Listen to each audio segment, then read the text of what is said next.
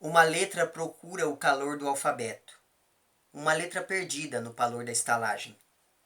Constante matemática na teia de variáveis.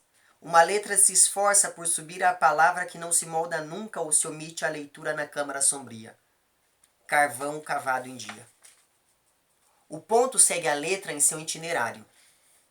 Cachorro, escravo, mínimo ajudante de busca, fadada a consumir-se de constelações de símbolos multívocos, ele próprio enganando a seu amo no engano de pleitear a chave do que é voo na ave. Mas o alfabeto existe fora de qualquer letra. Em si, por si, na graça de existir, na miséria de não ser decifrado mesmo que seja amado. O súbito vocábulo queima de sua norte o espaço neutro, e nele a letra não figura. A letra inapelada que exprime tudo e é nada. Isso quem diz é o Carlos Drummond de Andrade em um poema chamado K, que consta no livro A Falta que Ama, de 1968.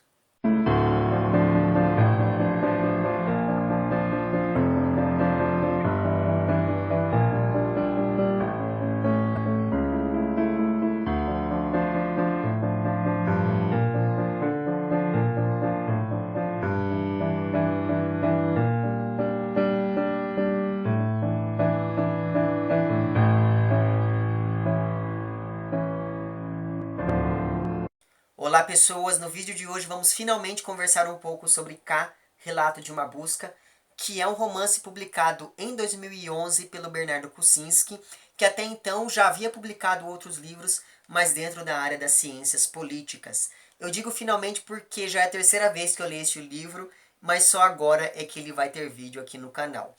Para além dessa minha edição aqui que eu tenho, que é uma edição da Companhia das Letras, este livro também foi publicado pela Kozak Naif, e nessa edição da Kozak, para além do romance, constavam também 2 contos e um pós-fácil do Renato Lessa, se não me engano é esse o nome do rapaz que assina o pós-fácil daquela edição.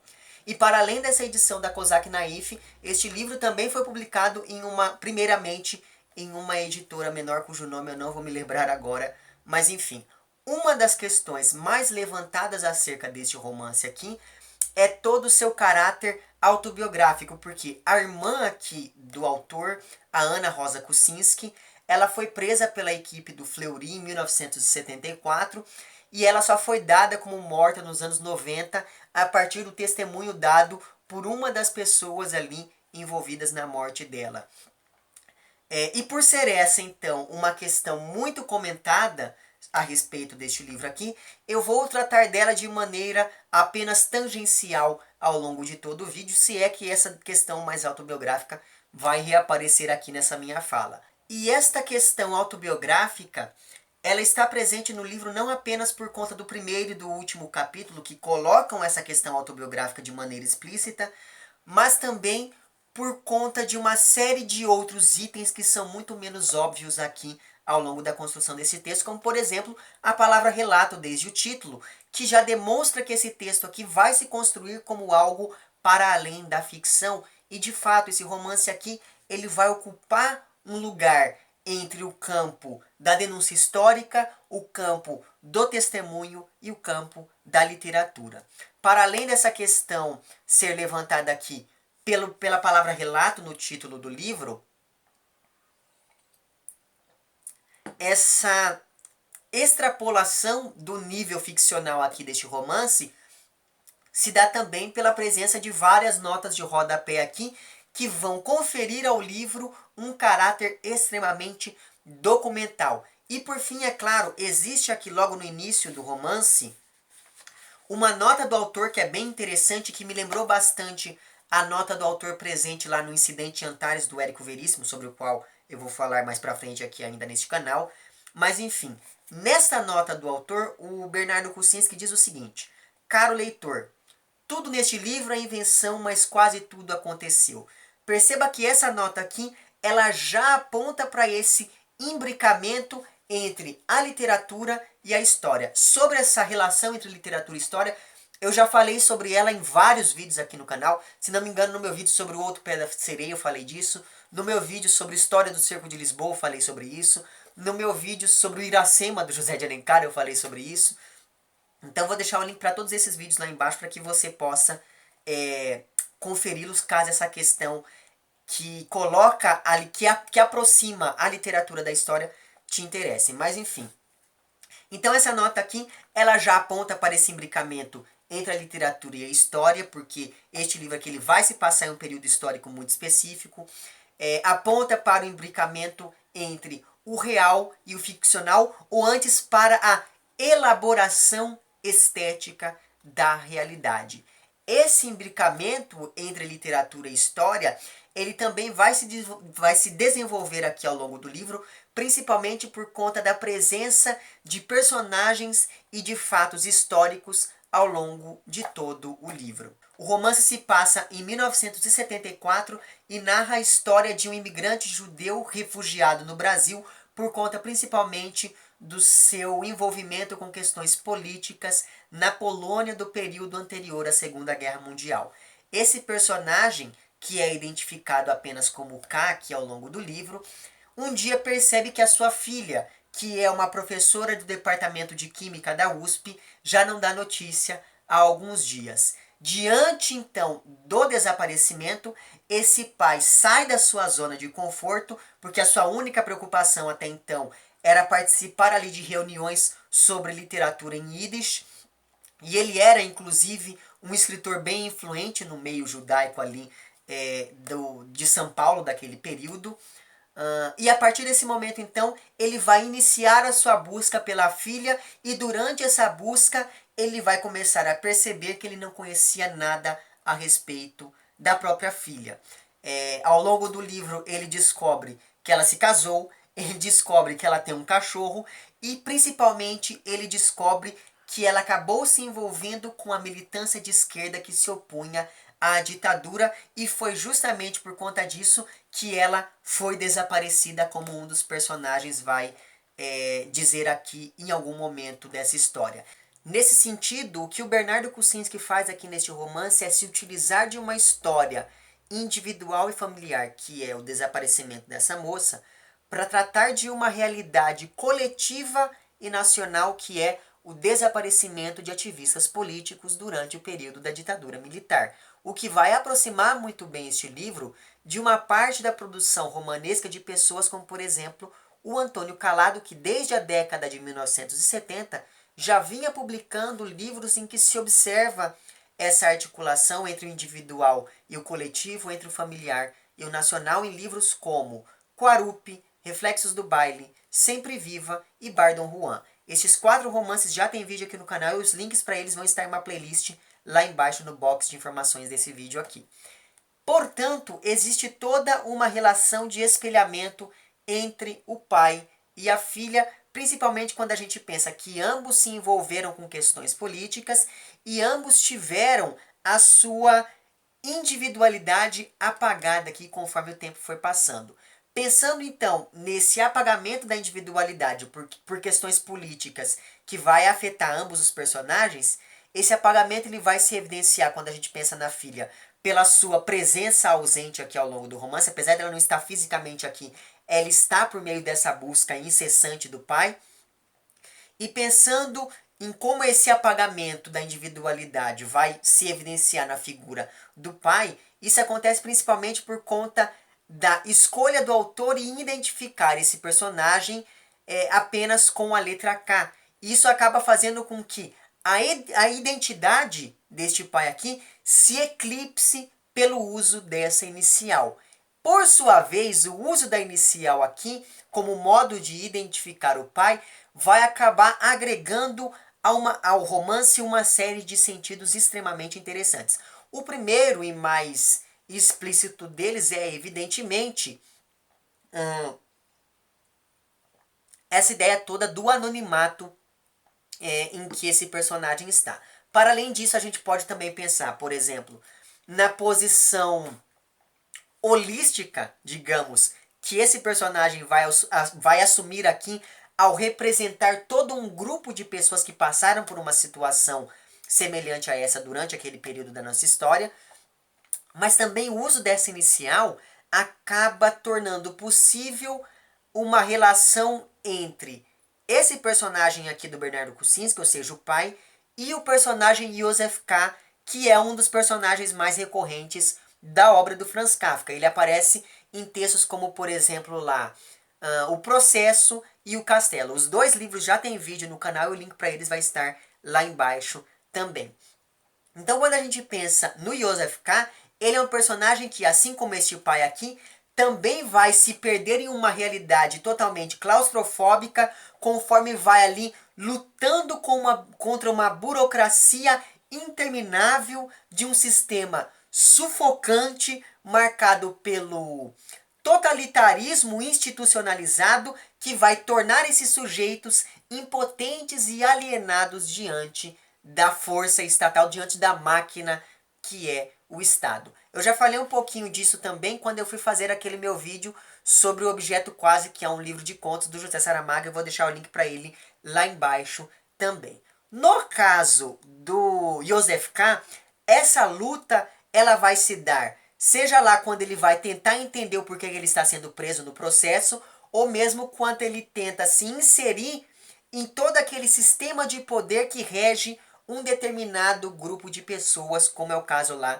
do romance O Castelo. E no caso do pai aqui, do personagem do Bernardo Kucinski, e é claro, esse uso do K como sendo a inicial também propicia aquela questão autobiográfica, mas enfim, no caso desse pai aqui, essa luta vai acontecer conforme ele vai percebendo toda a crueldade de um sistema que fabrica desaparecidos. Porque ele vai entrando em contato aqui com outras famílias de presos políticos que estão vivendo uma situação muito semelhante à sua.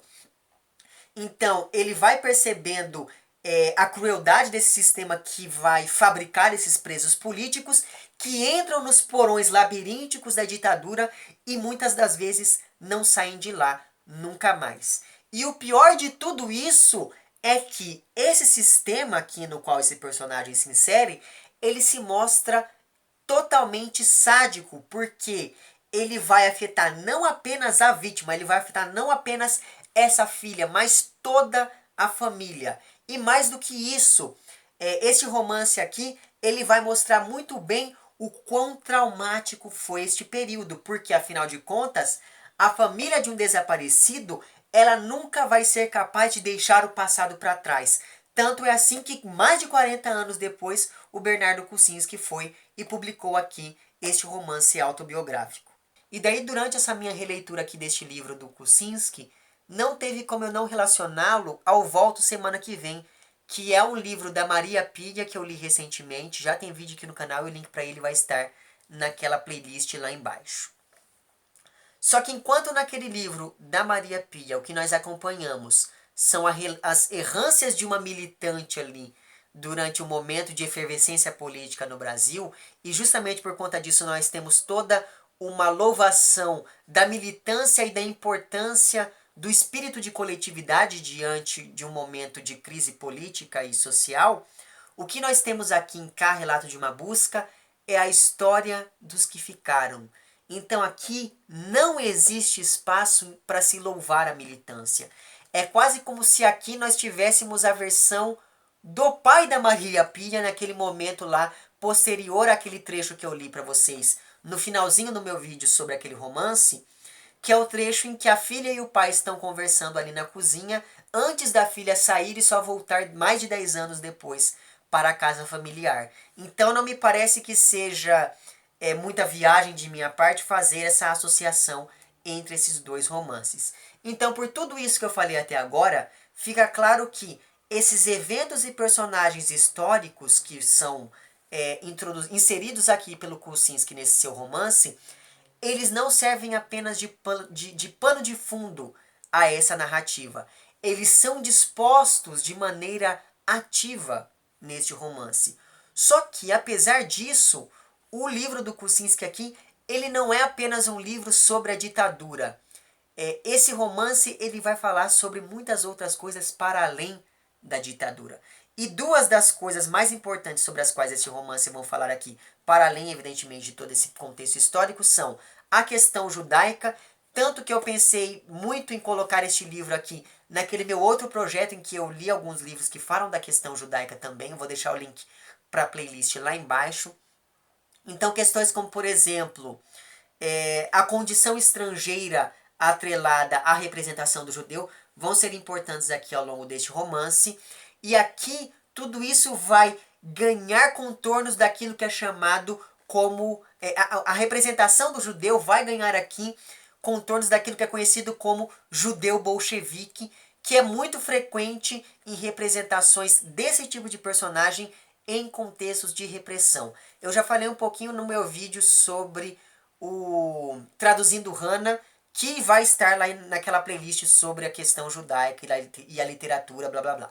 Então veja lá aquele vídeo caso isso lhe interesse. Pois bem, então, a questão judaica vai ser importante aqui ao longo deste romance também, só que mais importante do que um relato sobre a ditadura em si é acompanhar toda a peregrinação deste pai em busca da filha. E me parece que seja justamente nisso que resida o maior interesse do romance. Então, é muito mais emocionante, é muito mais interessante, pelo menos o foi para mim, acompanhar a busca deste pai do que acompanhar os relatos que ele vai fazendo ali acerca da ditadura, ainda que, novamente, esses relatos sejam de extrema importância para a articulação aqui deste romance. Então, conforme vai ali seguindo pistas falsas que eram lançadas pelos próprios militares para desestabilizar as famílias de prisioneiros, e nesse caso em específico aqui, essas pistas eram lançadas porque esse pai estava chamando muita atenção para o caso do desaparecimento da filha, mas enfim, conforme ele vai seguindo essas pistas falsas, conforme ele vai se enfiando em descaminhos labirínticos que levam para lugar nenhum, o pai aqui, o K, vai percebendo que, primeiro, o governo é algo impenetrável quando o assunto é a ditadura militar, e segundo, ele começa a perceber que ele já havia perdido a filha antes dela desaparecer, e talvez nisso resida a grande carga dramática de todo o romance aqui, porque afinal de contas é disso que vem todo aquele sentimento de culpa que esse pai passa a carregar, porque se pergunta o tempo todo como foi que ele conseguiu se afastar tanto da filha a ponto de não saber praticamente nada sobre a vida pessoal e política dela. O tempo todo ele começa a se perguntar como foi que ele conseguiu se manter alheio à vida familiar da própria filha, como foi que ele conseguiu pensar, eleger como item mais importante da própria vida a sua relação com a literatura e com a língua Yiddish. Então esses momentos em que esse pai para fazer essas reflexões talvez sejam mais tristes até do que todos os relatos que aqui são inseridos sobre a questão da tortura e por aí vai, ainda que esses pontos também sejam bem tensos na estrutura aqui deste livro. Então, na medida em que esse pai vai movendo mundos e fundos em busca da filha, ele entra em contato com colegas de serviço dela que preferem não falar sobre o assunto com medo de retaliação. Ele entra em contato com informantes dos militares. Ele descobre que a USP demitiu a filha, alegando que ela abandonou o serviço, e ele inclusive tenta recorrer dessa decisão da universidade, buscando o reconhecimento da filha enquanto desaparecida política. Ele começa a perceber que esses torturadores são tidos como heróis por uma parcela expressiva da população. Então qualquer semelhança entre este romance que se passa em 1974 e a nossa realidade de hoje em dia não é mera coincidência, inclusive é triste demais se a gente for parar para pensar nisso, não é verdade? E mais do que isso, esse pai ele começa a perceber que ele começa a perder toda aquela esperança que ele tinha no início.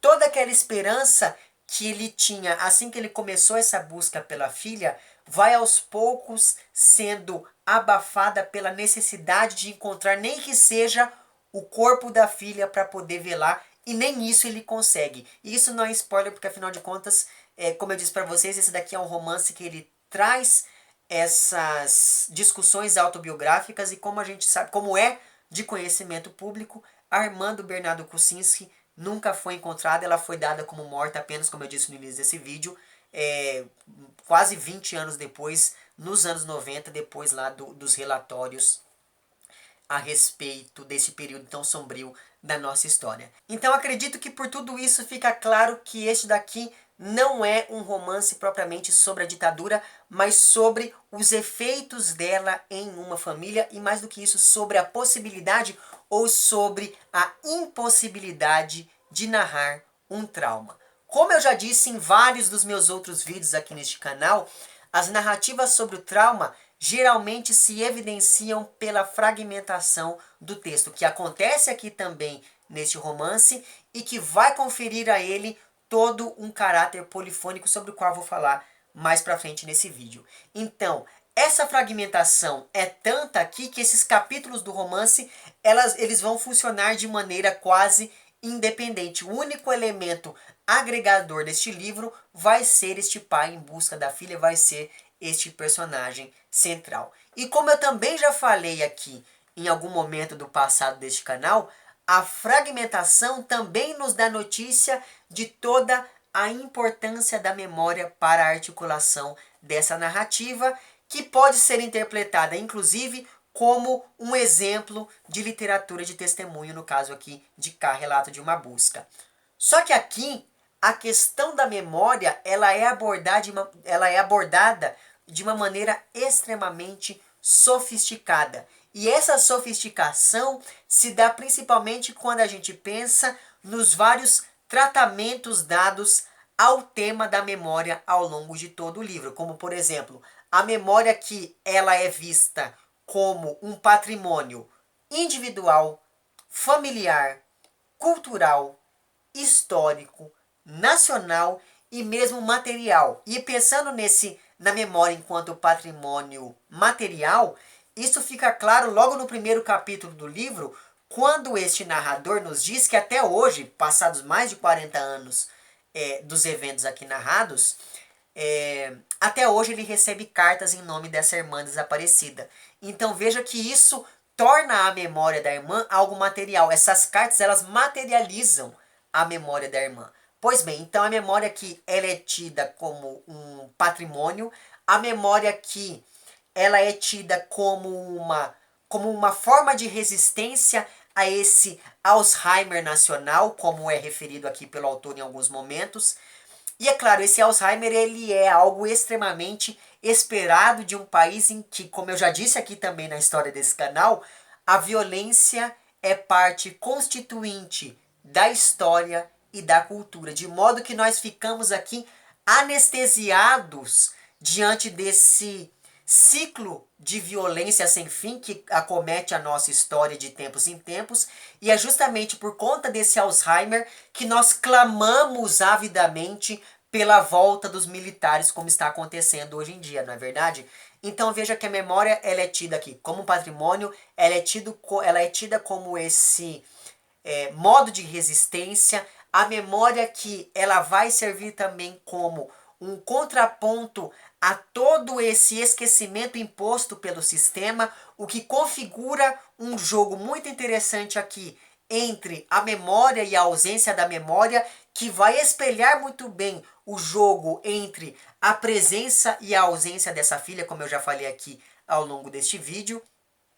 E é claro, essa ideia da memória como um contraponto ao esquecimento imposto pelo sistema, acaba nos dando notícia, acaba nos mostrando que o esquecimento é um programa político e social no Brasil. Ou seja, é interessante que as pessoas tenham memória curta quando se trata ali da história. Então veja que a memória ela vai adquirindo vários contornos ao longo de todo este livro aqui.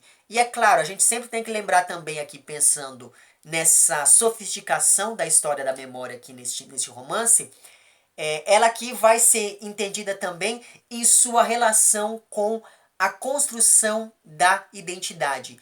E daí, como nós temos aqui uma personagem que tem a sua individualidade, a sua identidade apagada diante de toda a sua atuação política, a memória também corre o risco de se perder. Então, para além disso, nós temos também a relação entre a memória individual e a memória coletiva, que é algo bem frequente nesse tipo de romance. E o último dos trabalhos dados à memória aqui que eu quero salientar para vocês é a articulação entre o conceito de memória e o conceito de pós-memória. Eu não me lembro agora o nome da estudiosa que cunhou esse termo ao se referir às narrativas que falam da questão do Holocausto. Mas eu vou deixar o nome dela certinho aqui na tela para você procurar, caso isso lhe interesse.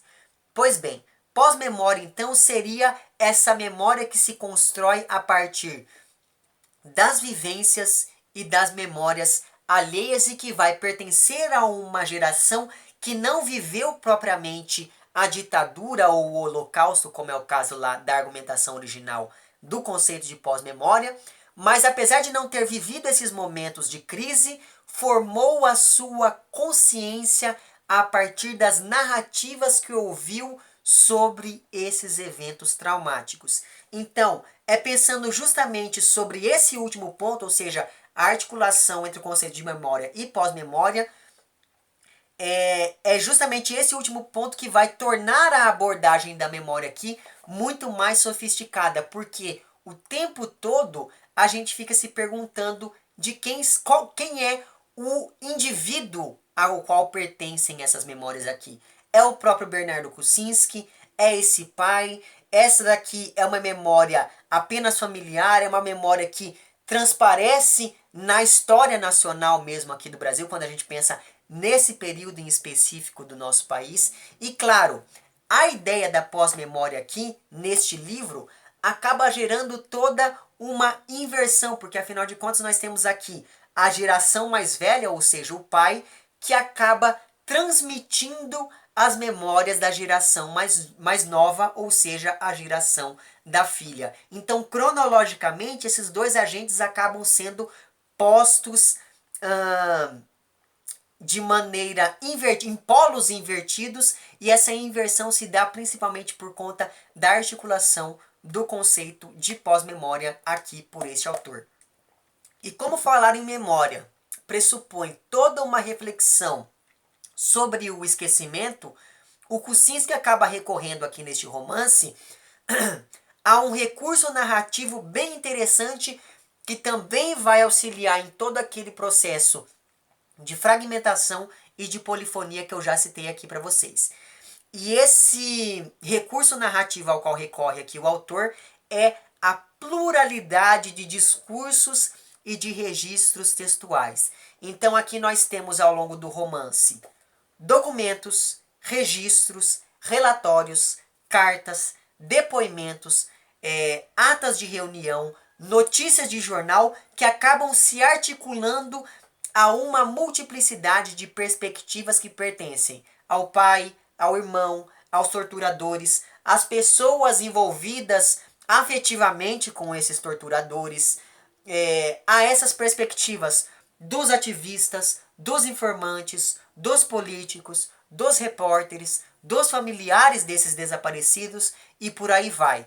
Então, todas essas vozes e todos esses registros textuais acabam se unindo para sustentar a narrativa central, que serve muito bem de testemunho, que acaba recriando esse período histórico e que se utiliza dessa linguagem para tentar apaziguar as marcas dessa ausência. Essa já citada aqui multiplicidade de perspectivas, que vai abarcar tanto a voz do torturador quanto a voz do torturado, não apenas vai suavizar toda aquela possível postura maniqueísta, mas também acaba possibilitando a ideia da polifonia aqui neste romance. Porque, e isso é uma coisa que precisa ser dita aqui neste vídeo.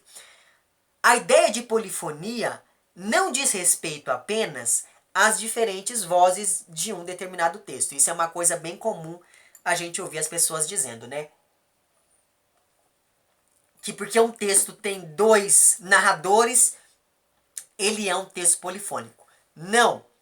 Quando a gente trata da questão polifônica, nós estamos falando de vozes que representam diferentes posicionamentos sociais e ideológicos. A gente sempre tem que ter em vista que o Bakhtin, que é a pessoa que vai ali articular o conceito de polifonia discursiva, o Bakhtin ele era um teórico ligado ao marxismo, né? a toda a corrente da filosofia marxista. Então, enquanto filósofo da linguagem ligada a essa corrente de pensamento, a questão do posicionamento social e ideológico vai ser muito importante para toda a teoria bakhtiniana envolvendo ali essa questão da polifonia. Portanto, quando você for aí ler um romance que tem duas vozes, isso não significa que ele seja um romance polifônico se essas duas vozes pertencerem a membros das altas classes da sociedade ou a membros dos grupos marginalizados da sociedade. A polifonia se dá quando, em um mesmo texto, tanto a voz do marginal quanto a voz do membro da classe privilegiada tem o mesmo peso dentro da narrativa. Então, essas diferentes vozes que representam diferentes posicionamentos sociais e ideológicos é que vão conferir a este romance aqui todo o seu caráter polifônico. Então veja que essa minha leitura que eu propus aqui ao longo deste vídeo, ela vai se orientar sobretudo naquele momento em que, lá pelas tantas, no Questões de Literatura e Estética, por exemplo, o Bakhtin fala que um romance sobre a memória se constrói por meio da pluralidade narrativa. O que eu fui tentando mostrar aqui ao longo deste meu vídeo foi como que se articula essa pluralidade narrativa, não apenas no nível da narrativa em si, mas mesmo no nível da narração.